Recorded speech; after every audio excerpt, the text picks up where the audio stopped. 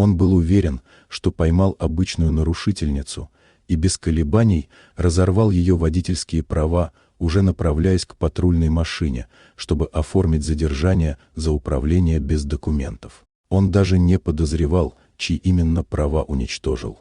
Эмма Риверс ехала по раскаленному шоссе неподалеку от Финикса, штат Аризона. В ее старом седане, в бардачке, лежал не только гражданский документ, но и закрытый отчет, способный разрушить многолетнюю коррупционную схему в сфере транспортных лицензий и затронуть интересы нескольких влиятельных чиновников. До федерального хранилища оставались считанные километры, и любая задержка могла сорвать расследование. Остановивший ее молодой дорожный офицер Джейк Миллер видел в ней лишь уставшую женщину за рулем дешевой машины. Его действия были грубыми и самоуверенными, а власть на пустынной трассе казалась ему абсолютной. Он сознательно пошел дальше формального нарушения и уничтожил документ, считая это способом окончательно подавить сопротивление.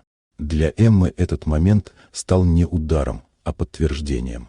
За плечами у нее были десятилетия работы федеральным инспектором под прикрытием, и она хорошо знала, где проходит граница между служебной ошибкой и уголовным преступлением. Разорванные права стали именно тем доказательством, которого не хватало.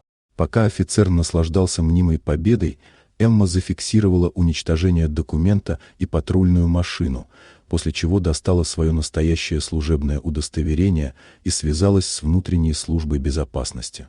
Ситуация мгновенно вышла из-под контроля Миллера и перешла в юридическую плоскость, где самоуверенность не имела никакой силы. Прибывшая группа изъяла улики, отстранила офицера от службы и оформила превышение полномочий и уничтожение государственного документа. Архив был передан по назначению, а расследование продолжилось уже с новым, живым доказательством системной проблемы.